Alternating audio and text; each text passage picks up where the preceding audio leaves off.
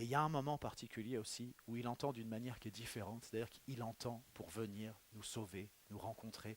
Il a compassion de nous, il se souvient, non pas qu'il avait oublié, mais il se souvient de l'alliance qu'il a faite avec nous et il se dit maintenant c'est le moment de concrétiser cette alliance.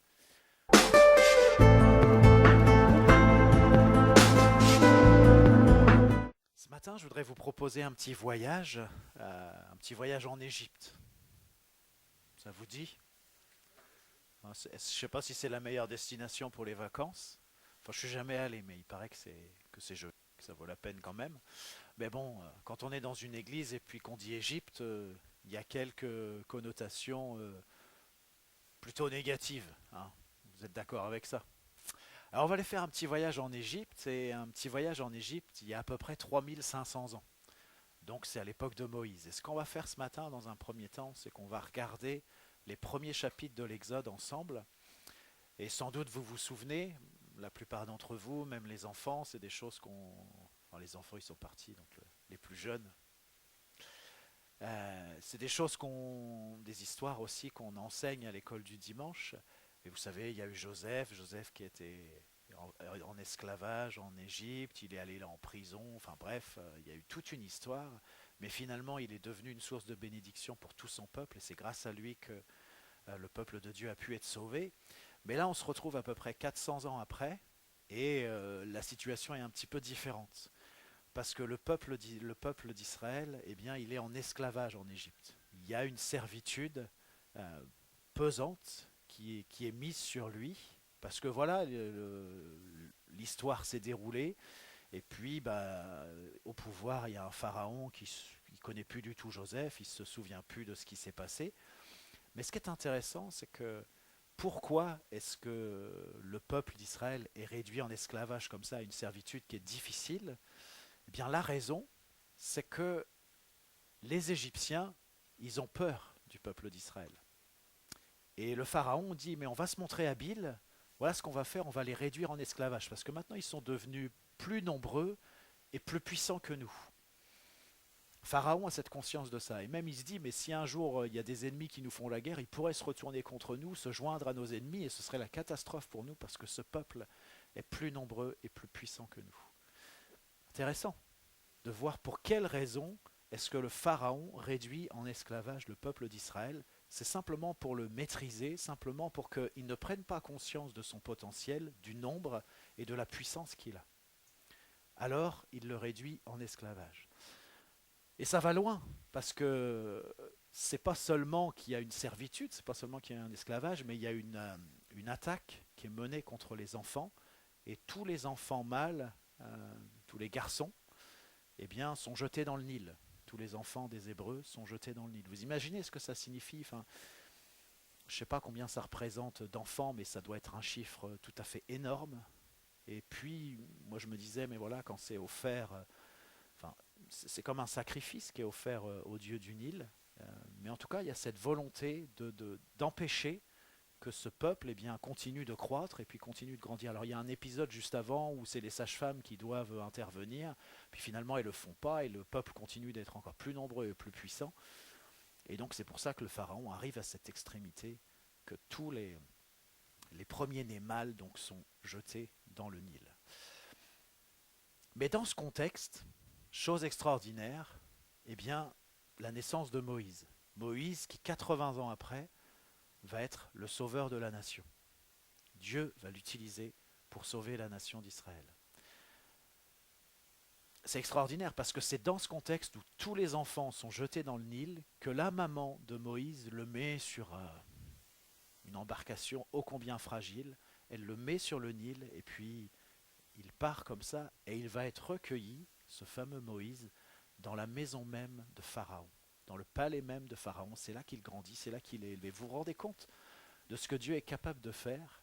Alors que Pharaon a pris la décision de tuer tous les premiers-nés, eh bien, il se retrouve avec un premier-né des Hébreux dans son propre palais, et c'est justement ce premier-né-là qui va réduire à néant, presque à néant, la nation d'Israël. Il faut s'arrêter là-dessus, voir je dirais la puissance de Dieu, mais je dirais aussi la manière dont Dieu fait. Dieu, il aime bien On voit ça dans plusieurs endroits dans la Bible. Il aime bien planquer le secours là où on a l'impression que c'est le moins possible qu'il soit. Et le secours surgit d'un endroit, on se dit, mais s'il y avait bien un endroit d'où ça devait surgir, bah, c'est pas d'ici. Mais Dieu, il aime bien ça, faire surgir le secours de là où on ne l'attend pas. Et on pourrait dire la même chose de Jésus et de bien des situations dans la Bible. Alors il faut qu'on soit attentif à ça, parce que vous vous souvenez même, quand il est... Alors c'est un tout petit peu après, enfin c'est quelques années plus tard, mais quand le peuple est dans le désert, ils disent de leurs enfants, mais nos enfants vont devenir une proie dans le désert. Ils les voient comme ça, ils se disent, mais c'est terrible, c'est une proie, ils vont être une proie. Mais eux, ils les voient comme une proie, parce qu'ils n'imaginent pas que c'est justement cette génération-là qui va apporter le secours, qui va conquérir le pays promis. Ils n'imaginent pas ça. Vous voyez, il faut qu'on fasse attention, parce que souvent, le secours surgit d'un endroit où on ne l'attend pas du tout. Et si on devait se dire, bien, ça doit surgir de ci ou de là ou d'ailleurs, eh bien, on ne penserait pas du tout que le secours va surgir de là où Dieu va le faire surgir. Il faut qu'on soit attentif à ça. En tous les cas, eh bien, le peuple d'Israël est dans une situation particulièrement difficile. Vraiment difficile, et vous savez que c'est une période de l'histoire qui a duré 400 ans. 400 ans, c'est long, c'est plus que le temps d'une vie. Ça veut dire qu'il y a des générations qui sont mortes en étant sous la servitude du Pharaon. Et vous imaginez bien qu'on ne vit pas tout à fait de la même manière lorsqu'on est dans la servitude en Égypte, mais Dieu est là, et Dieu veille sur son peuple. La preuve, c'est qu'il devient nombreux, il devient puissant, plus puissant que l'Égypte même. Mais on ne vit pas de la même manière quand on est en esclavage en Égypte que quand on sort de l'Égypte. Et on ne vit pas de la même manière non plus quand on est dans le désert. Et on ne vit pas de la même manière non plus quand on est dans un temps de conquête du pays promis. Il y a des différences qui sont extrêmes. Voilà pourquoi c'est si important de comprendre et de reconnaître les temps dans lesquels nous sommes, parce que si tu penses que tu es dans un temps de désert, alors que tu es dans un temps où tu sors de l'Égypte, bah, tu es en contresens complet, ou inversement. Si tu es dans un temps où tu crois que c'est le moment de la conquête du pays promis, alors que tu es juste en esclavage en Égypte et qu'il y en a encore pour quelques générations, c'est pareil, tu es en contresens, donc tu ne peux pas vivre ce que tu as à vivre. Donc c'est pour ça que c'est important de reconnaître les temps dans lesquels nous sommes, parce que ce que Dieu, on peut très bien, vous imaginez ce bouleversement, d'ailleurs ils n'ont pas réussi à vivre ce bouleversement, le peuple d'Israël à l'époque, mais ce bouleversement de passer de la servitude à la liberté. Et n'imaginons pas que ce temps de servitude n'était pas conduit et dirigé par Dieu, il l'était. Et Dieu intervenait dans ce temps de servitude. Et Dieu voulait aussi intervenir dans ce temps de liberté, mais forcément, ce n'était pas le même contexte et ce n'était pas les mêmes choses que Dieu demandait au peuple, et ce n'était pas non plus les mêmes attitudes qu'il fallait développer. Ceci étant dit, on va donc regarder les premiers chapitres de l'Exode. On ne va pas lire tout, mais on va lire quelques passages malgré tout. Et on va commencer par ce passage-là qui est dans Exode 2, qui nous parle du fait que longtemps après le roi d'Égypte mourut et les enfants d'Israël gémissaient encore sous la servitude et poussaient des cris. Ces cris que leur arrachait la servitude montèrent jusqu'à Dieu. Dieu entendit leurs gémissements et se souvint de son alliance avec Abraham, Isaac et Jacob. Dieu regarda les enfants d'Israël et il en eut compassion.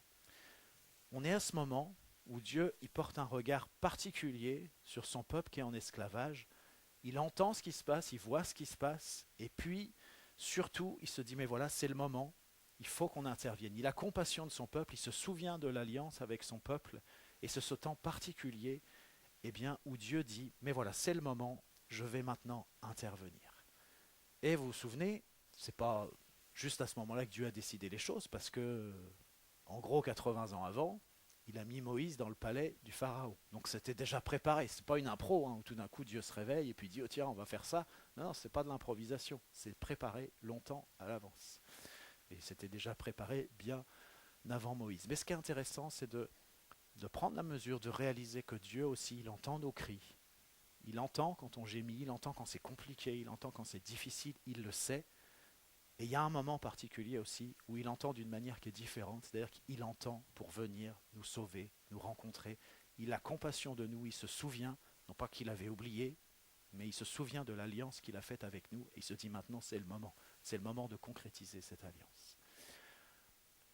Deuxième passage, on passe là dans Exode 3, et là, Dieu est en train de s'adresser à Moïse. Vous savez, il y a l'épisode du buisson ardent, il y a Moïse qui fait un détour, et puis voilà, Dieu qui s'adresse à lui.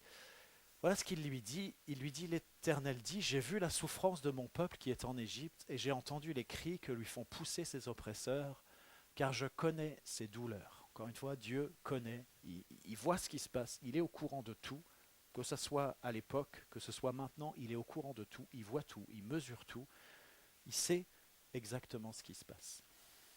Voilà ce que Dieu dit, je suis descendu. Pour l'instant, il ne s'est encore rien passé, hein. On est au moment de l'appel de Moïse, mais voilà, Dieu il dit déjà, je suis descendu pour le délivrer de la main des Égyptiens et pour le faire monter de ce pays dans un bon et vaste pays, dans un pays où coule le lait et le miel, dans les lieux qu'habitent les Cananéens, les Étiens, les Amoréens, les Phéréziens, les Éviens et les Jébusiens.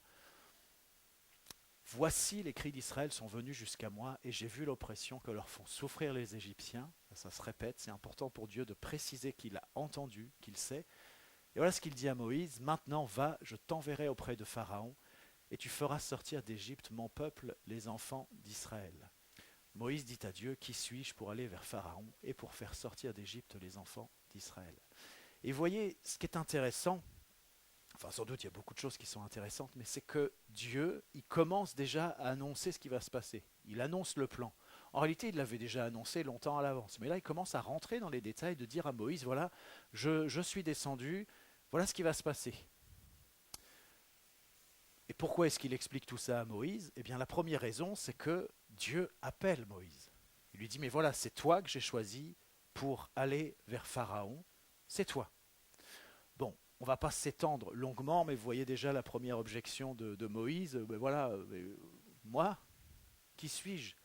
Alors, voyez, alors après, il y a tout un passage dans le chapitre 3, aussi dans le verset 4, où Moïse, eh bien, il fait comme nous, il présente à Dieu plein d'excuses pour ne pas répondre à l'appel.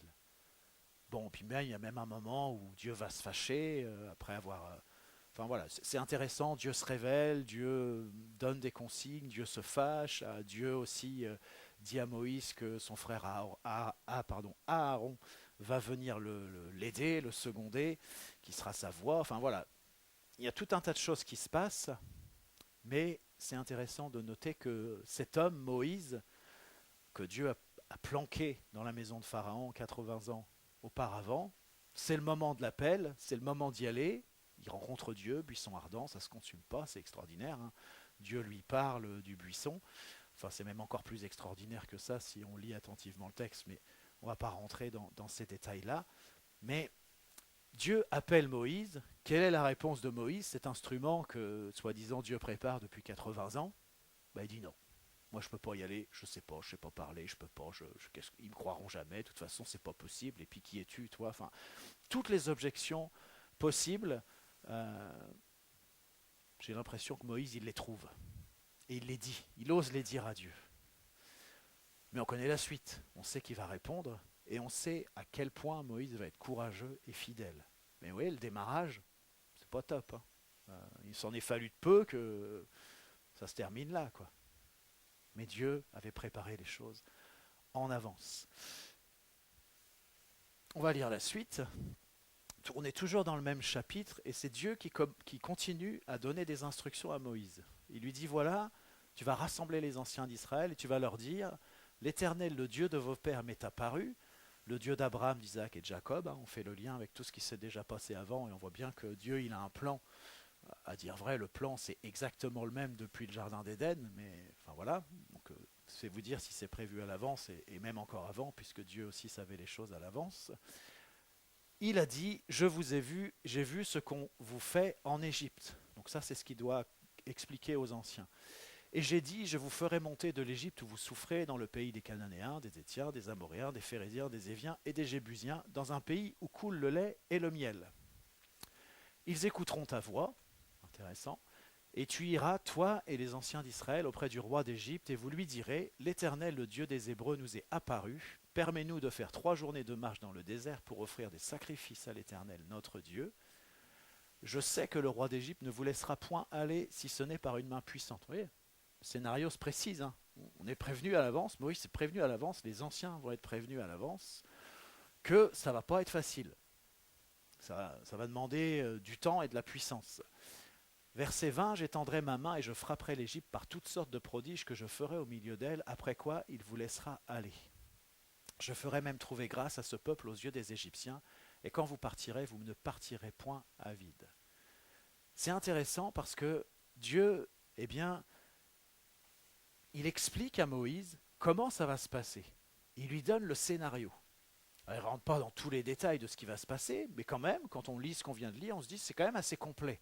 On voit un peu les différentes étapes qui vont se dessiner. Dieu les annonce à l'avance. Il prépare Moïse. Non seulement il prépare Moïse, mais il prépare aussi les anciens, parce qu'il demande à Moïse d'aller rencontrer spécifiquement les anciens. Et bien sûr, le rôle des anciens, ça va être d'expliquer tout ça à tout le monde, à tout le peuple d'Israël. Que tout le monde soit bien au courant du scénario, de la manière dont ça va se passer. Même si ça ne rentre pas dans les détails, on voit quand même que c'est assez précis. C'est même suffisamment précis pour qu'on puisse dire aussi où est le pays promis, voilà, c'est quel territoire. Enfin voilà, Dieu il donne ces précisions-là. Mais surtout, il explique qu'en Égypte, ça ne va pas être simple. Et c'est sûr que le résultat est au bout, mais il va y avoir de la résistance.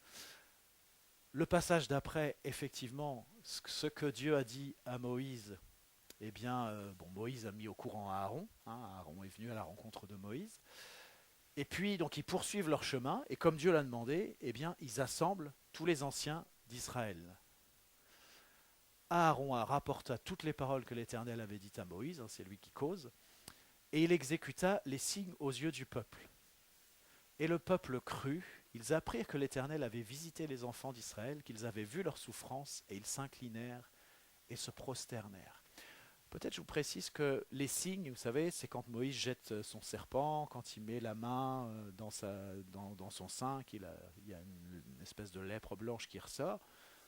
C'est pas devant le Pharaon d'abord que Moïse a fait ça. D'abord, ça s'est passé avec Dieu, au moment du buisson ardent. Dieu lui a montré comment ça se passait, on aura l'occasion d'y revenir aussi. Après, c'est avec les anciens, et puis plus tard, mais finalement un peu plus tard, ça se passera aussi devant Pharaon. Parfois on se dit, bah oui, ces signes-là, c'est pour Pharaon. Non, non, d'abord c'est Moïse qui apprend, ensuite c'est les anciens qui voient ces signes-là que Dieu a donnés, et puis ensuite ça se fera aussi devant Pharaon. Ce qui est intéressant, c'est qu'il nous est dit, le peuple crut. Les anciens ont expliqué tout ce qui s'est passé, tout ce qu'ils ont vu, tout ce que Moïse et Aaron leur ont expliqué, et puis les signes aussi, et le peuple crut. Ça se présente bien. Le peuple croit, ils comprennent que Dieu a entendu leurs cris, que l'Éternel les visite, qu'il a vu leur souffrance, et ils comprennent tellement bien, eh bien qu'ils se prosternent, qu'ils s'inclinent, qu'ils adorent Dieu. C'est vrai qu'on peut essayer d'imaginer quand on a vécu comme ça des années et des années, alors des siècles, des dizaines d'années de souffrance, et que enfin la réponse arrive. Waouh, enfin, ça y est, c'est le moment. C'est ça qui est en train de se passer. Alors tout se présente bien. Moïse a répondu à l'appel, Aaron est en poste, les anciens d'Israël ont le message, ils l'ont répondu, et puis le peuple croit. On est dans une situation qui est tout à fait idéale. Donc c'est le moment d'aller rencontrer Pharaon. Alors on y va. Plutôt c'est Moïse et Aaron qui y vont. Ils se rendent ensuite auprès de Pharaon, donc c'est après tout cet épisode-là où tout le monde, le peuple a adoré. Voilà, il y a eu un temps de célébration, un temps d'adoration, de prosternation devant Dieu. Moïse et Aaron se rendirent ensuite auprès de Pharaon et lui dirent: Ainsi parle l'Éternel, le Dieu d'Israël, laisse aller mon peuple pour qu'il célèbre au désert une fête en mon honneur. Pharaon répondit: Qui est l'Éternel pour que j'obéisse à sa voix en laissant aller Israël? Je ne connais point l'Éternel et je ne laisserai point aller Israël. C'est pas cool. Apparemment, lui, il n'est pas au courant de comment les choses doivent se passer. C'est intéressant aussi de noter que, je ne sais pas si vous vous rendez compte, mais c'est un peu comme si Moïse et Aaron, voilà, ils se présentent devant le Pharaon, ils disent ce que Dieu leur a dit de dire, et puis ils se font expédier par le Pharaon. Ils n'ont même pas le temps de lui expliquer plus, vraiment. Ils n'ont même pas le temps de faire les signes que Dieu leur a dit de montrer au Pharaon. Ils se font expédier. Euh, c'est comme ça que ça devait se passer. C'est ça le plan. Imagine que Dieu te demande de faire quelque chose de difficile, hein, aller voir un pharaon pour lui dire maintenant tu laisses aller mon peuple, c'est pas un truc facile. Première étape, on se fait jeter comme des malpropres. On n'a même pas le temps de montrer au pharaon les signes que Dieu nous a dit de montrer. Qu'est-ce que vous faites, vous, dans ce cas-là?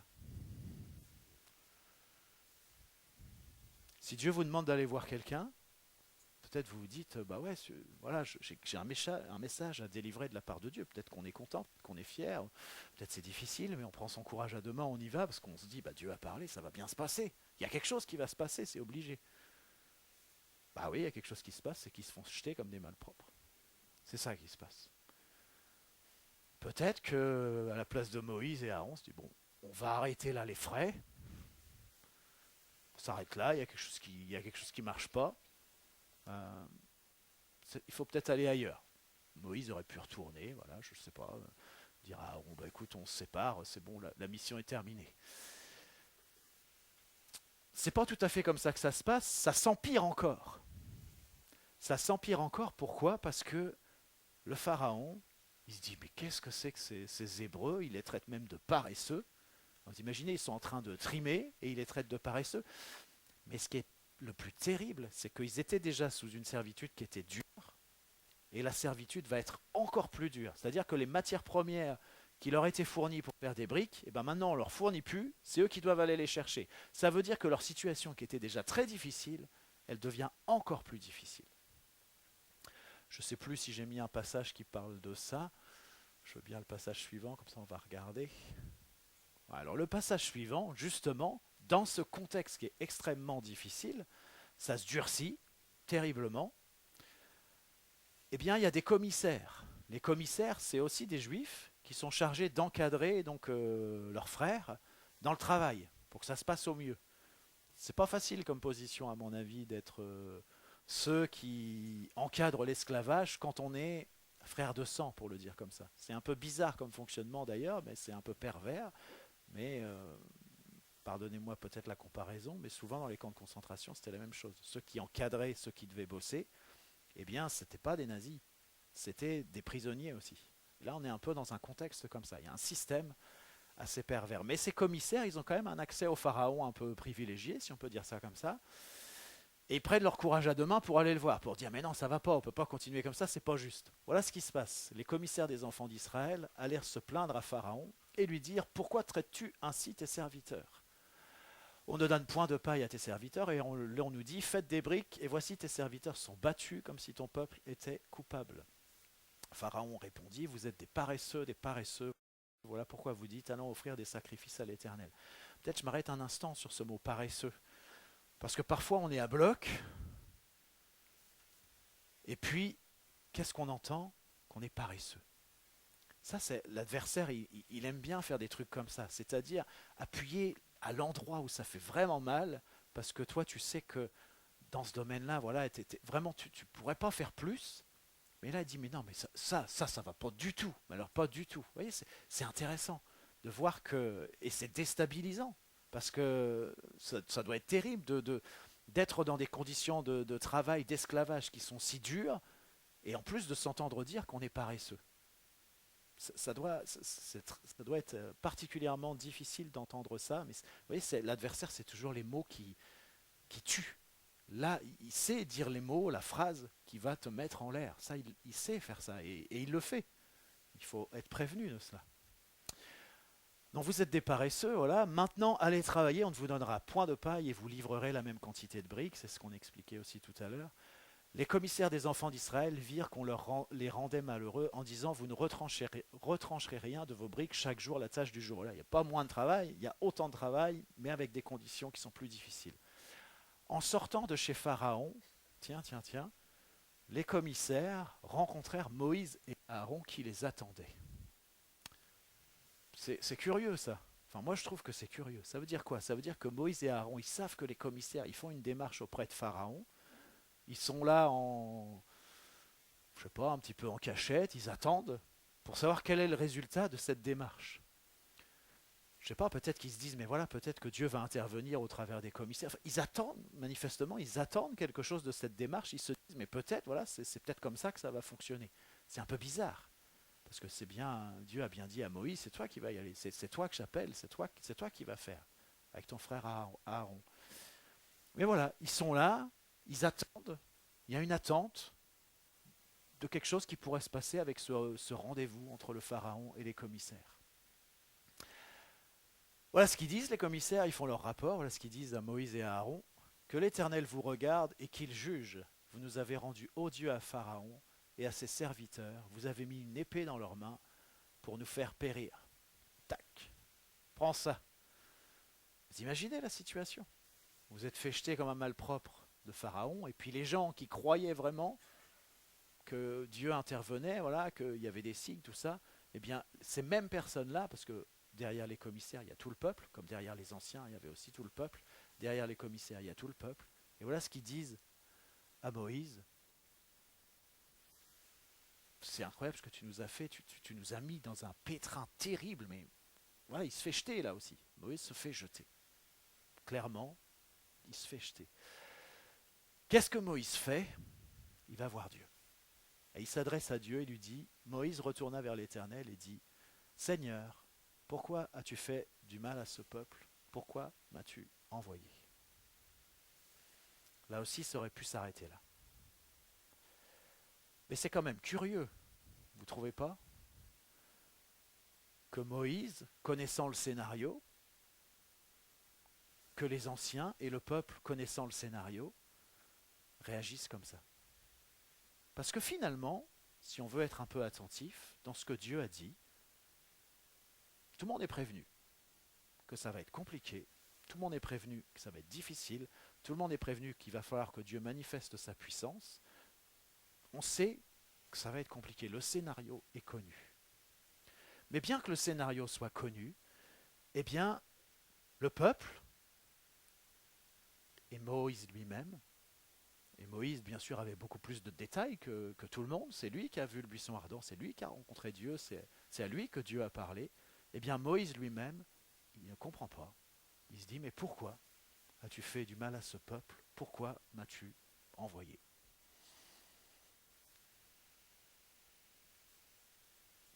Bon, maintenant qu'on en est là, qu'est-ce que Dieu va faire? Dieu va faire ce qu'il fait tout le temps. Il reprend la parole. Il parle à nouveau. Il explique. Il redit ce qu'il a déjà dit. Peut-être avec un peu plus de détails, mais à peine. Mais c'est comme ça que ça se passe, c'est que Dieu, il reprend les choses et il redit à Moïse tout ce qu'il lui a déjà dit. Et puis, Dieu dit aussi à Moïse, écoute, tu vas retourner voir les anciens d'Israël et tu vas leur redire aussi. Moïse le fait. C'est le passage d'après. Donc ainsi parla Moïse aux enfants d'Israël, mais l'angoisse et la dure servitude les empêchèrent d'écouter Moïse. C'est-à-dire que Dieu parle à Moïse, il lui redit le scénario, il lui redit le plan. Moïse va expliquer ça aux anciens et au peuple, mais personne ne l'écoute. Les gens sont déjà passés à autre chose. Et pourquoi est-ce qu'ils ne l'écoutent pas? Eh bien, à cause de la dure servitude et à cause de l'angoisse. Si on est sous une servitude qui est difficile, qui est lourde, qui est pesante, ça peut être vraiment un empêchement pour écouter Dieu, pour entendre ce qu'il est en train de nous dire. Moi, je ne connais pas vos situations forcément, mais si vous êtes dans une situation qui est dure, qui est pesante, eh bien, il se peut bien que Dieu vous parle, mais vous êtes tellement pris par ça que vous ne l'écoutez pas, que vous ne pouvez pas l'entendre. Ou alors l'angoisse. L'angoisse, c'est un peu la même chose. On est tellement angoissé qu'on ne peut pas entendre la parole de Dieu. On ne peut pas entendre ce que Dieu a à nous dire, on ne peut pas saisir. Et là, c'était le cas. Le peuple ne pouvait pas entendre ce que Dieu avait à dire parce qu'ils étaient sous cette angoisse et sous cette dure servitude. Bon, qu'importe, Moïse va quand même, enfin Dieu parle encore à Moïse, voilà, Dieu parle encore. Le plan continue, va par la Pharaon, roi d'Égypte, pour qu'il laisse aller les enfants d'Israël hors de son pays. Moïse répondit en présence de l'Éternel, voici les enfants d'Israël ne m'ont point écouté, comment Pharaon m'écouterait-il, moi qui n'ai pas la parole facile. Il recommence avec les objections. Mais c'est tendu comme situation, parce que Moïse était peut-être en droit de s'attendre en allant voir le peuple, qu'à nouveau le peuple croit. Mais non, le peuple ne croit pas. Mais c'est pas grave, Dieu dit, on continue, tu vas voir Pharaon. Et là Moïse forcément il dit, ça serait bien d'avoir le peuple derrière moi quand même. S'il pouvait faire une petite louange, une adoration, ça aiderait. Non, il n'y a pas ça. Et le verset suivant, l'Éternel parla à Moïse et à Aaron et leur donna des ordres au sujet des enfants d'Israël et au sujet de Pharaon, roi d'Égypte, pour faire sortir du pays d'Égypte les enfants d'Israël. Qu'est-ce qui s'est dit exactement? Là, on n'a pas de détails, mais on comprend que Dieu il a donné des ordres, c'était très précis, et il les a envoyés au charbon. On connaît la suite de l'histoire. Moïse ne la connaissait pas. Enfin, il la connaissait parce que Dieu lui avait dit, mais il ne l'avait pas vécu encore. Mais vous savez comment ça s'est passé? Ça n'a pas été simple, ça a duré longtemps. Il a fallu les 10 plaies d'Égypte pour qu'enfin, je veux dire, des prodiges extraordinaires que Dieu a fait. Au début, effectivement, Moïse a pu faire les signes que Dieu lui avait demandé de faire. Bon, voilà, il y a toute une histoire que vous pourrez relire à la maison si vous le souhaitez, mais je m'y étale pas. Simplement, il y a cette confrontation entre Dieu et les dieux de l'Égypte.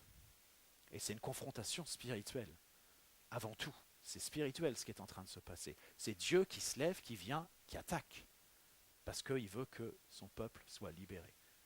Et qu'est-ce que fait le Pharaon? Avec toutes les, je vais le dire comme ça, avec toutes les entités de l'Égypte, il résiste. Il n'est pas question que le peuple des Hébreux soit libéré. Il n'en est pas question. Il n'est pas question que Dieu puisse accomplir son plan, parce que c'est son plan. Je veux dire, si le peuple ne sort pas d'Israël, c'est terminé le plan de Dieu. Ça s'arrête. Donc il n'est pas question de les laisser partir. Mais il n'est pas question non plus que Dieu laisse son peuple en esclavage. Alors voilà, c'est une vraie confrontation. Quelque chose de terrible. Je pense qu'on ne mesure pas. À l'époque, l'Égypte, c'est la puissance dominante. Donc spirituellement, je vais le dire comme ça, c'est là qu'il y a le plus de démons. C'est là qu'il y a le plus de forces négatives spirituelles. Et c'est ça qui veut retenir le peuple d'Israël emprisonné dans le pays. Mais Dieu se lève, Yahweh, et puis il fait tout ce qu'il y a à faire. Ça prend du temps, mais il manifeste sa puissance. Et vous voyez, c'est quand même intéressant parce que Dieu, il dit lui-même, je vais endurcir le cœur de Pharaon. C'est dire la maîtrise qu'il a des choses. Et c'est dire la victoire éclatante. Mais vous savez comme moi, donc il y a ces 10 points. Et puis, ça ne s'arrête pas là, parce que quand le Pharaon laisse partir le peuple, à un moment il regrette, et puis il se met à les poursuivre, pour les rattraper. Il se dit, mais c'est pas possible, pourquoi on a fait ça? Il veut encore les rattraper. C'est pas possible, voilà, il y a encore ce combat qu'il va falloir mener, vous savez la suite. Je ne m'étends pas forcément sur l'attitude du peuple, mais Dieu va ouvrir la mer, et puis ils vont marcher à sec, ils vont traverser la mer Rouge, et puis Pharaon, avec tous ses soldats, va être englouti. Maintenant, j'ai une question pour vous, pour nous. Et je crois que c'est une question que Dieu m'a demandé de vous poser. Voilà cette question. Quand je vous raconte tout ça, quand on lit ces passages, à qui vous vous identifiez? C'est-à-dire, est-ce que vous vous voyez comme faisant partie du peuple ou est-ce que vous vous voyez comme Moïse? C'est ça la question. Est-ce que vous vous voyez comme faisant partie du peuple ou est-ce que vous vous voyez comme Moïse? C'est-à-dire quand on raconte tout ça, vous dites ah oui, le peuple était comme ça, moi aussi peut-être. Ou alors est-ce que vous dites voilà, Moïse était comme ça, ah oui, moi aussi. Enfin, bon. Je pense que c'est une question extrêmement importante. Parce qu'elle dit comment on se positionne. Est-ce qu'on se positionne comme un Moïse ou est-ce qu'on se positionne comme faisant partie du peuple? Je vous laisse un instant pour réfléchir avant d'aller plus loin, pour que vous puissiez prendre la mesure, voilà, quand on racontait, est-ce que finalement les liens, vous les faisiez plus entre vous et Moïse, ou est-ce que vous les faisiez plus entre le peuple et vous? Voilà, c'est ça la question. Et je vous laisse quelques instants de réflexion.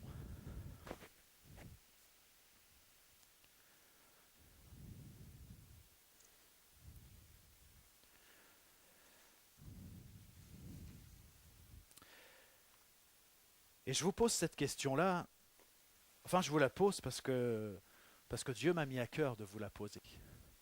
Et quand j'ai pensé à cette question, j'ai pensé à autre chose, et je pense que c'est Dieu qui m'y a fait penser. Mais je me suis souvenu que je vous avais déjà apporté un message, alors je l'ai recherché. Le titre de ce message, c'était Prendre soin de Moïse. J'avais mis des guillemets à Moïse, et c'était le 22 janvier 2023. Je ne sais pas si quelqu'un se souvient de ce message. Peut-être que non. Pour moi, c'est plus facile, c'est moi qui l'ai fait. Alors voilà, mais après, vous savez si vous étiez là le 22 janvier 2023 ou si vous étiez déjà là à cette période-là. Et quel était le thème de ce message, qui est un message prophétique? Eh bien, ce thème, c'était de dire que cette Église, Dieu voulait se susciter un Moïse. Pas un Moïse qui serait une personne seule, mais ce qu'il voulait, c'est faire de cette Église un Moïse. C'était ça la thématique du message. Et il disait que notre Église devait être un Moïse pour le peuple qui est dans cette ville, qui est sur ce territoire, et puis on peut élargir aussi bien sûr aux alentours et à l'ensemble du pays. Et forcément, quand on parle de réveil, quand on parle de peuples nombreux qui se tournent vers Dieu, eh bien, une confrontation spirituelle, forcément. Mais avant d'aller plus loin, je veux juste vous lire quelques extraits de ce message qui explique aussi pourquoi cette question que je vous pose de la part de Dieu, est-ce qu'on s'identifie au peuple ou est-ce qu'on s'identifie à Moïse? Alors voilà, c'est juste quelques extraits, sinon ça ferait double message, mais ce n'est pas le but.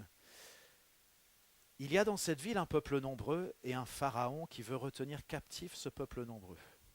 C'est pourquoi l'Église, Dieu se suscite un Moïse pour être son instrument, sa voix, ses mains, ses pieds, son corps, pour aller voir Pharaon et lui ordonner de laisser aller ce peuple. Dieu se suscite un Moïse pour lui révéler ses stratégies et lui enseigner le chemin de la victoire, non seulement pour lui, mais pour tout le peuple. Dieu se suscite un Moïse pour conduire le peuple jusque dans le pays promis. Ça, c'est un premier extrait. Un deuxième extrait, il y a deux aspects principaux.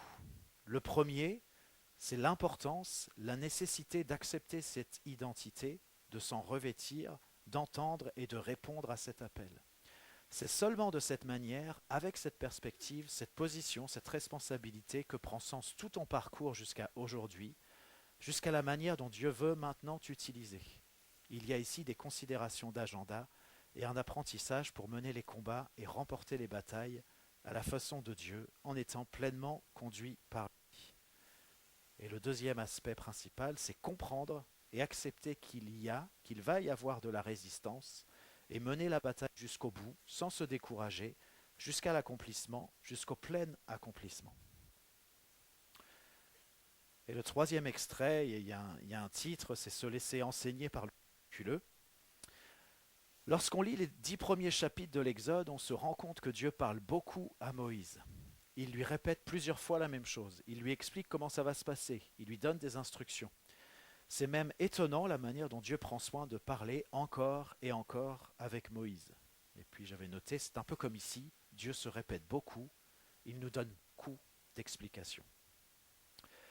Cependant, on peut observer que Moïse, au-delà des hésitations du départ qu'on a évoquées, eh bien, qu'est-ce que fait Moïse? Il enregistre, il progresse, il applique, il met en œuvre, il se développe, il se renforce. Il ne se laisse pas arrêter par l'opposition, les résistances, les incompréhensions. Il avance. Donc je reprends au psaume 103, verset 7. Il est dit, il a manifesté ses voies à Moïse, ses œuvres aux enfants d'Israël. Et vous voyez cette différence qu'il y a entre les œuvres et les voix. Pour le peuple, pour l'ensemble du peuple, eh bien, ils vivent les œuvres de Dieu. Mais pour Moïse, c'est autre chose. Pour Moïse, ce que Dieu lui enseigne, c'est ses voies, c'est la manière dont on marche avec lui. Ça va beaucoup plus loin, c'est beaucoup plus profond, c'est beaucoup plus intense. Et la relation n'est pas la même, et le positionnement n'est pas le même. Le peuple lui aussi va voir les miracles, vivre les hauts faits. Mais il semble rester au même point, dans le même état, il n'avance pas, reste dans la même attitude, toujours la même immaturité, la même incrédulité, il ne se laisse pas enseigner ni par la parole, ni par les miracles. Moïse, lui, s'est laissé enseigner par Dieu, enseigné par le miraculeux. Il a appris à se mouvoir avec aisance dans le surnaturel. Il a grandi dans la foi. Vous voyez la différence qu'il y a entre les deux, c'est que en fonction de notre position, eh bien, on ne vit pas du tout la même chose. On n'est pas du tout appelé à la même chose. Et si on se positionne comme simplement faisant partie du peuple nombreux, eh bien, on adopte l'attitude qui va avec. C'est logique. Ça rejoint ce que je vous ai expliqué aussi il y a quelque temps avec le message position, fonction, onction.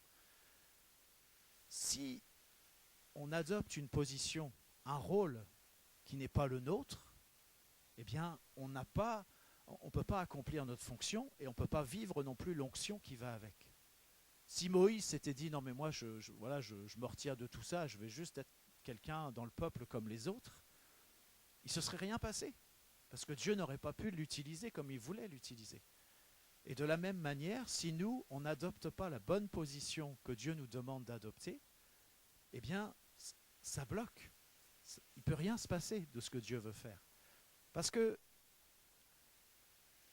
pour aller voir Pharaon, il fallait bien un Moïse. Je ne sais pas lequel des deux a fait l'autre, mais on pourrait dire que c'est l'opposition avec Pharaon qui a fait Moïse. Et peut-être si on parle de Pharaon comme ça, eh bien c'est parce qu'il y a eu cette confrontation avec Moïse utilisée par Dieu. Mais ce sur quoi je voudrais attirer votre attention, c'est que bien sûr, Dieu, il est puissant, il est tout puissant. Il aurait pu se passer de Moïse pour faire tout ce qu'il a fait en Égypte. Il aurait pu. En tout cas, il avait la puissance pour se passer de Moïse, pour se passer de n'importe quel être humain. Il avait tout à fait la puissance pour faire ça. Mais vous savez ce qui se serait passé si Dieu n'avait pas utilisé Moïse ou un autre être humain pour faire cette libération? Eh bien, ça voudrait dire que Dieu n'aurait pas été intègre. Il aurait manqué lui-même à sa parole. Et je vous disais que le plan avec Dieu, il est toujours le même. Depuis le début, c'est toujours le même. C'est que l'être humain puisse manifester la domination sur la terre. Le plan n'a jamais changé. En réalité, il y a eu beaucoup d'épisodes, peut-être que nous on lit ça des fois un peu de manière superficielle, mais il y a eu beaucoup d'épisodes, beaucoup de rebondissements, mais Dieu a toujours adopté la même stratégie, c'est se susciter un homme ou des hommes, des êtres humains, pour manifester sa seigneurie sur la terre. C'est d'ailleurs tout le sens de la venue de Jésus, pleinement homme. Et c'est tout le sens de la manière dont Dieu fait les choses aujourd'hui, c'est que son but, c'est d'utiliser les êtres humains. Encore une fois, ce n'est pas qu'il aurait la puissance, il n'aurait pas la puissance de se passer des êtres humains. Il aurait la puissance, bien sûr, de se passer des êtres humains. Sauf que s'il se passait des êtres humains pour faire tout ce qu'il a à faire sur cette terre, j'entends, eh bien, ça signifierait que Dieu manque à sa parole. Ça signifierait que Dieu n'est pas intègre. Et ça, c'est pas possible. Alors peut-être toi, tu peux te dire, mais voilà, je suis pas concerné. Pourquoi est-ce qu'on me dit ça? Faudrait qu'on me laisse tranquille. Enfin voilà, moi je suis bien caché parmi les autres. Oui, tout ça est vrai, mais Dieu t'appelle. Dieu a appelé Moïse et Dieu nous appelle aussi pour être un Moïse. Alors c'est vrai qu'il y a un défi. Je vais pas m'y étendre, mais il y a un défi sur le fait que quand plusieurs personnes eh bien, forment un ensemble qui doit être harmonieux et que Dieu veut utiliser, alors ça veut dire que l'enjeu sur l'ensemble, il est fort. L'enjeu sur la cohésion, il est fort. Et l'attaque, elle est forte aussi. Comme pour Moïse, voilà, il y a eu toutes sortes d'attaques. Pour nous aussi, qui sommes appelés à être un Moïse, eh bien, les attaques sont fortes là où ça fait mal. Et notamment, voilà, sur l'ensemble, sur la cohésion. Ça, c'est un point. Mais je ne veux pas m'étendre sur ce point-là. Mais je voudrais attirer notre attention sur le fait que c'est en répondant à l'appel de Dieu et donc en rentrant dans une confrontation avec le Pharaon que Moïse eh bien, a pu, entre guillemets, obtenir le résultat qu'il a obtenu. On est bien d'accord que c'est Dieu qui a fait tout. On est bien d'accord que c'est Dieu qui a envoyé les plaies. On est d'accord avec tout ça. Mais à chaque fois, il l'a fait en collaboration avec Moïse. À chaque fois.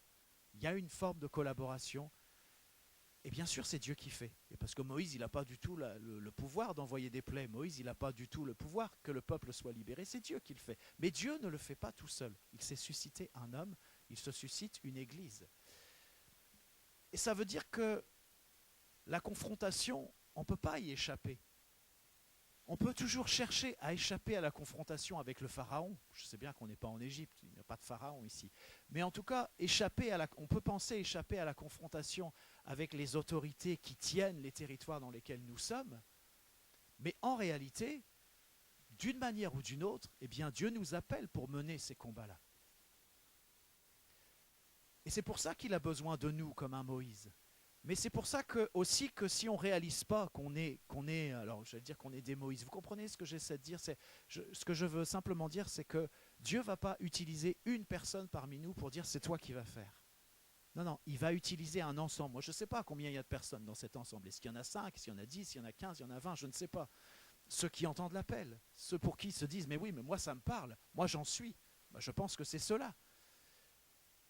Mais tu comprends que si ton positionnement, eh bien, si tu n'entends pas cet appel, moi je ne sais pas si quelqu'un l'a entendu en 2023, il y a un petit peu plus de 2 ans, mais si on n'entend pas cet appel, eh bien sûr qu'on ne peut pas se positionner comme on devrait se positionner, et on ne peut pas vivre ce qu'on devrait vivre, et on ne peut pas apprendre ce qu'on devrait apprendre. Si on est ailleurs que là où Dieu nous appelle. Et il me semble que Moïse, on va lire le passage suivant, qui pour moi est vraiment un passage important et qui peut nous parler. Donc on revient un petit peu en arrière, quand Dieu parle à Moïse, il lui explique les choses, voilà, Moïse a toutes sortes d'objections, et que Dieu montre à Moïse les signes qu'il va devoir manifester. Vous voyez, vous comprenez déjà la logique. C'est que Dieu, il dit à Moïse, voilà, il y a des signes, c'est toi qui vas les manifester. Moïse, il est allé voir les anciens, il a manifesté les signes. Ce n'est pas Dieu qui l'a fait. Bien sûr que Dieu était dans la partie, c'est évident. Moïse est allé devant le Pharaon, avec Aaron, il a manifesté les signes, c'est lui qui les a manifestés. Vous voyez ? Ce n'est pas Dieu qui l'a fait comme ça tout seul. Ça s'est fait ensemble, il y avait une collaboration. Et alors, au moment où Dieu montre les signes à Moïse, voilà comment ça se passe. Moïse répondit et dit, voici, ils ne me croiront point, ils n'écouteront point ma voix, mais ils diront, l'Éternel ne t'est point apparu. Bon, on peut tous dire des trucs comme ça.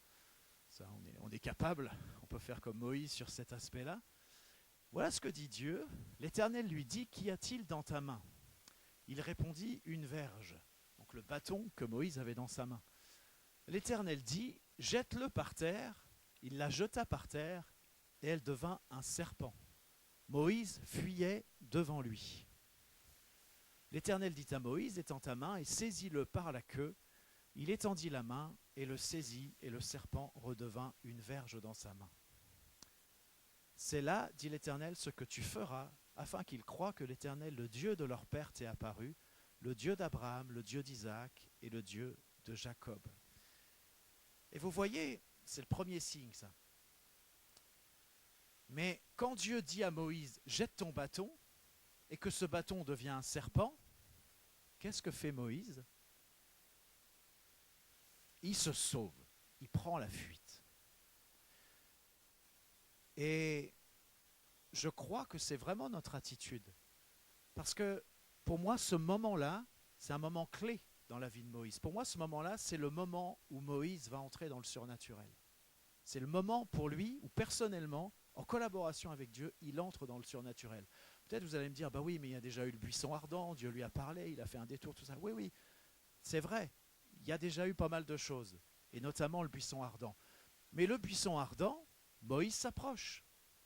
Voilà, il est curieux, il se demande ce qui se passe, il y va, et puis effectivement, Dieu lui parle, il y a cet échange, c'est bizarre ce qui se passe, c'est miraculeux, c'est surnaturel. Oui, d'accord. Mais là, Moïse, il n'est pas actif dans cette affaire-là. Là, c'est différent, parce que Dieu lui dit, jette ton bâton. Et son bâton devient un serpent. Qu'est-ce que fait Moïse ? Il fuit. J'ai envie de vous dire, on est mal barré, parce qu'en en Égypte, il y en a des serpents. Les serpents, voilà, le pharaon, il en a sur sa tête. ça représente pas mal des dieux égyptiens. Enfin voilà, s'il y a bien une chose à quoi Moïse va être confronté, c'est des serpents. Il va devoir lutter contre des serpents, et pas que. Mais en tout cas, c'est de ça qu'il s'agit. Et finalement, Dieu est déjà en train d'être pédagogue lorsque ce bâton se transforme en serpent et qu'il va falloir que Moïse prenne ce serpent. Eh bien, c'est ce que Moïse va faire aussi après. Il va continuer de faire ça. Ça sera le même geste, même si ça va se présenter de manière différente. Le serpent de l'Égypte, il va bien falloir l'attraper par la queue. Et vous voyez, ce moment me semble être un moment clé, parce que Moïse prend la fuite devant ce serpent. Alors je sais bien que c'est Dieu qui fait ça. Je ne sais pas comment dire ça, mais c'est peut-être pas un mauvais serpent, parce que voilà, c'est Dieu qui transforme ce bâton en serpent. Bon, on sait après, quand il va faire ça devant Pharaon, devant les magiciens, eh bien, ils vont faire la même chose, sauf que le serpent de Moïse, il va manger tous les serpents égyptiens. Enfin voilà, je ne m'étends pas sur cet aspect-là. Mais c'est pas très logique. Enfin, le comportement de Moïse, il est tout à fait logique, de s'enfuir devant un serpent. J'imagine que c'était un gros serpent. C'était logique. Je pense qu'on ferait un peu la même chose. Enfin, il y a peut-être un peu des gens un peu casse-cou, et puis des gens qui se disent, bah ouais, qu'on me présente un serpent, voilà. Il y a des gens comme ça, c'est vrai. Mais la plupart des gens, on n'est pas comme ça. On voit un gros serpent, on ne cherche pas la confrontation, on se barre. Donc c'est ce que fait Moïse, c'est logique. Donc on peut tous faire ça. Et je pense qu'à la place de Moïse, on aurait tous fait la même chose. Mais Dieu l'appelle et il lui dit, hey, reviens, et le serpent, tu le prends, tu l'attrapes par la queue. Et le serpent redevient un bâton. Et moi, je crois que là, Moïse, il fait une entrée particulière dans le surnaturel. Il y a quelque chose de spécial qui se passe là. Parce que voilà, vous imaginez, vous prenez le serpent et il redevient un bâton. C'est-à-dire qu'au lieu de rester dans la fuite, puisque Dieu lui demande, il revient. Déjà, revenir, c'est déjà beau. Hein. C'est déjà beau de revenir face au serpent. Mais ce n'est pas suffisant. Maintenant, il faut le prendre. C'est ça que Dieu demande. Et vous voyez, moi je crois que je voudrais vous laisser cette question, cette interpellation, peut-être c'est même un appel, à entrer dans le surnaturel. C'est-à-dire, pas simplement le surnaturel qu'on voit, dont on bénéficie, les œuvres, je vais dire, j'imagine que chacun d'entre nous, vous pourriez me raconter des expériences surnaturelles. Enfin, des expériences où il y a du surnaturel. Mais ce n'est pas tout à fait de ça dont je parle. Je parle du surnaturel où on est actif. On est en collaboration avec Dieu et on fait quelque chose. C'est de ça que je parle. Parce que j'avais cette pensée pendant la louange, je n'ai pas écrit ça dans mon message, mais j'avais cette pensée dans la louange, c'est que tant que nous n'entrons pas dans le surnaturel, le naturel ne change pas. Tant que nous n'entrons pas dans le surnaturel, le naturel ne change pas. Et nous, on s'attend à ce que le naturel change, et on a bien raison, parce que Dieu nous l'a promis, Dieu nous l'a dit, on attend beaucoup de choses. Mais je crois que Dieu attend qu'on entre franchement dans le surnaturel, pas n'importe comment, en fonction de ce qu'il nous demande, et en fonction de notre identité. C'est-à-dire que déjà, si on ne se revêt pas de cette identité de Moïse, déjà on est déjà bloqué pour entrer dans le surnaturel dans lequel Dieu veut nous faire entrer. Parce qu'on est à côté. Donc déjà, on est à côté. Donc on ne peut pas rentrer dans quelque chose en étant à côté. Il faut qu'on soit dedans. Hein, si Moïse il était ailleurs, vous comprenez bien que voilà, s'il était à un autre endroit, il n'aurait pas vu le buisson, il n'aurait pas parlé avec Dieu, il ne se serait pas passé tout ça. Donc déjà, il faut être au bon endroit, au bon moment, mais surtout, il faut avoir la bonne identité, se revêtir de la bonne identité.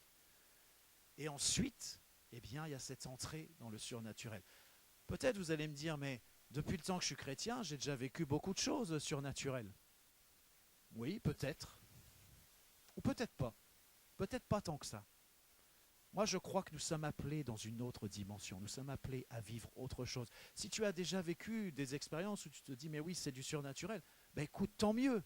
Mais je suis là pour te dire, mais il y a un autre niveau, il y a un niveau supérieur où on entre de manière beaucoup plus précise, beaucoup plus importante, parce que c'est ce à quoi Dieu nous appelle. Et encore une fois, si nous n'entrons pas dans le surnaturel, le naturel ne changera pas. Et nous, on s'attend à ce que le naturel change, alors il faut entrer dans le surnaturel avec Dieu. Encore une fois, pas n'importe comment, c'est Dieu qui est maître de tout ça, mais il faut qu'on entre et qu'on y aille de manière franche. Même si notre premier réflexe, et c'est souvent notre premier réflexe, c'est de fuir, mais Dieu est bon, il nous dit, écoute, reviens, fais face, attrape. Et moi je crois que nous avons les uns et les autres, au moins un, mais je pense bien des serpents à attraper. Et ce n'est pas Dieu qui va les attraper pour nous. Mais par contre, Dieu nous dit, mais attrape-les tes serpents. Je crois que c'est ça. Et tant qu'on n'entrera pas dans cette dimension de dire, mais voilà, Dieu me dit, je fais, j'entre dans le surnaturel. Parce qu'on est dans une forme d'hésitation un petit peu tout le temps. Bien sûr qu'on frôle un certain nombre de choses, mais on ne fait que frôler. On n'entre pas pleinement dans ce domaine auquel Dieu nous appelle, où non seulement il nous parle, mais il nous fait sentir aussi un certain nombre de choses, et puis il nous interpelle aussi sur notre identité. Et ce matin, je ne vais pas aller plus loin, mais je voudrais vous interpeller, m'interpeller moi-même et nous interpeller pour nous dire, mais nous avons besoin d'entrer dans le surnaturel. Et lorsque nous allons le faire, eh bien le naturel va commencer à changer. Peut-être que ça sera pire dans un premier temps. Moi j'ai envie de vous dire, moi je pense qu'on vit du pire. On vit du pire, voilà, on s'attend à ce que Dieu fasse un certain nombre de choses, il nous promet qu'il va faire un certain nombre de choses, puis on a l'impression peut-être que notre situation est pire qu'avant. Ok, c'est normal, c'est comme ça que ça se passe. Le scénario, on le connaît déjà à l'avance. On sait qu'il va y avoir de la résistance. Mais on sait aussi qu'il va falloir aller jusqu'au bout avec Dieu. Et on sait que Dieu appelle des hommes, des femmes. Dieu appelle justement pour qu'il y ait cette entrée, cette collaboration avec lui dans le surnaturel. Dans le naturel, on ne changera jamais rien. Aussi pertinent qu'on soit, aussi formé qu'on soit, aussi longtemps que ça nous prenne, on ne changera rien. On ne fera rien. Il n'y a rien qui bougera. Mais si on entre dans le surnaturel avec Dieu, si on comprend quelle est notre identité en Christ, et si on comprend cette identité de Moïse, et si on comprend cette onction aussi qui va avec, et si on se met en marche, et si on entend ce que Dieu dit, et qu'on y va, là, tous les espoirs sont permis, et bien plus, parce qu'il n'y a aucune raison que Dieu ne soit pas fidèle à sa parole, qu'il ne soit pas fidèle à tout ce qu'il a annoncé d'avance. Et Dieu est tellement fidèle à sa parole, vous imaginez bien que, moi je ne sais pas, j'essaie de me mettre à la place de Dieu, il est bien évident que je n'y arrive pas. Mais je me dis, mais quelle est donc cette idée de se dire qu'on va utiliser des êtres humains pour accomplir, enfin pour que je puisse accomplir mes desseins, hein, j'essaie de me mettre à la place de Dieu. Wow, mais ça ne marche jamais, il y a toujours des problèmes, c'est compliqué. Mais Dieu n'a pas abandonné cette idée. Et il ne l'abandonnera jamais. Et il réussira. Avec toi ou sans toi, il réussira. Parce que Dieu, ce qu'il fait, c'est parfait. Mais il nous appelle à entrer. Et peut-être je vais demander aux musiciens de revenir jouer. Je vais le faire comme un appel. Enfin, comme un appel, ça n'a pas de sens, on va faire un appel, voilà, tout simplement. Mais cet appel, c'est si tu entends pas, il n'y a pas de problème. Je veux dire, moi, j'ai aucun problème que quelqu'un se dise, mais là, il me parle de Moïse, mais moi, j'y comprends rien, ça ne me parle pas, je ne suis pas concerné. Il n'y a pas de souci. Au contraire, moi, je préfère que c'est bien comme ça. Parce que peut-être c'est pas ton identité. Mais si tu entends, si tu comprends, si tu te dis mais oui c'est mon identité, c'est moi, ça correspond, j'entends ce que Dieu dit et j'entends aussi cet appel à entrer dans le surnaturel. Ben, je veux simplement vous proposer de vous lever et en se levant on dit mais Seigneur, eh bien oui je veux entrer dans le surnaturel avec toi parce que je veux changer le naturel. Et encore une fois, peut-être tu te dis, mais je connais déjà le surnaturel, j'ai déjà vécu des choses. J'ai envie de dire, comme j'ai dit tout à l'heure, peut-être ou peut-être pas. Peut-être que ce qu'on a vécu déjà, peut-être que ce que tu as vécu déjà, c'est tellement peu. C'est tellement peu par rapport à ce que Dieu veut vivre avec toi, Dieu veut partager avec toi. Mais si c'est le cas, si tu as déjà vécu des choses, eh bien, on se réjouit. Mais Dieu veut t'emmener plus loin. Il y a autre chose qui est pour toi. Il y a autre chose qui est pour toi en tant que personne. Il y a autre chose qui est pour toi, peuple de Dieu, dans cette maison, dans cette ville, dans cette région.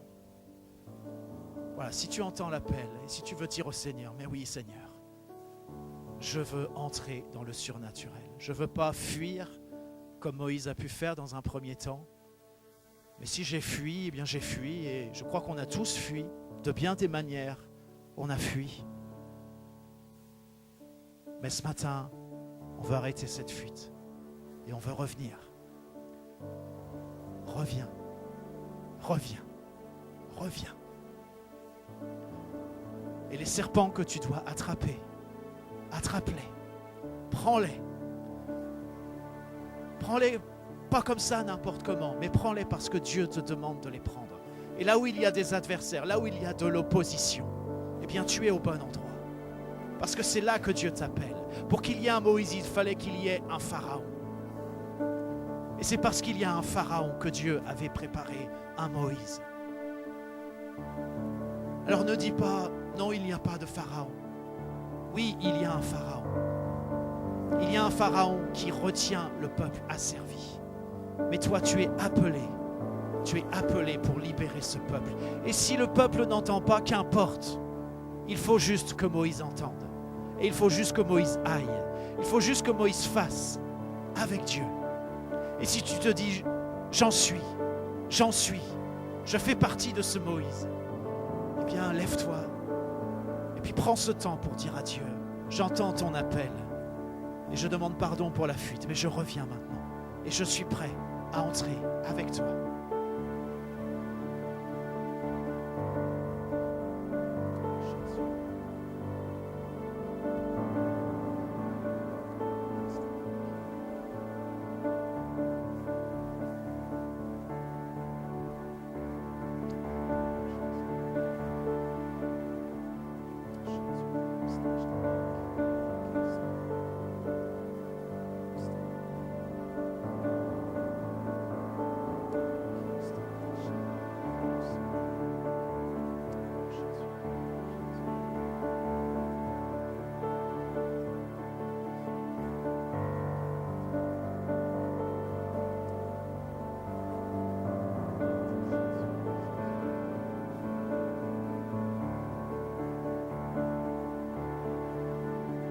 Seigneur, je te remercie pour ce Moïse que tu appelles, pour ce Moïse que tu as formé, pour ce Moïse que tu as préparé, pour ce Moïse que tu rencontres, pour ce Moïse que tu fais collaborateur aussi avec toi. Et Seigneur, c'est vrai, encore ce matin, nous célébrons ta toute puissance. Tu es ce Dieu puissant. Et nous célébrons aussi ton intégrité, ta fidélité à ta parole. Ton plan n'a pas changé, c'est toujours le même. Et c'est vrai, tu établis ton règne. Que ta volonté soit faite sur la terre comme au ciel. Que ta volonté soit faite dans cette région, comme c'est déterminé dans le ciel que ça doit être fait. Et Seigneur, je prie que tu fortifies, Seigneur, ce Moïse ici, que ce Moïse soit fortifié. Si c'est une période où Moïse est abattu, Seigneur, tu le relèves. Si c'est une période où il est dans l'angoisse, tu le relèves. Si c'est une période où il est dans l'incompréhension, eh bien, tu lui parles. Oh Seigneur, merci de parler à chacun d'entre nous, chacun de ceux qui entendent ton appel. Tu leur parles, Seigneur, tu leur montres, tu leur dis. Oh Jésus, tu nous dis, tu nous parles, tu nous montres. Parce que oui, nous voulons te dire, nous en sommes. Nous en sommes. Nous en sommes, Seigneur. Oh Jésus, Jésus, Jésus, Jésus.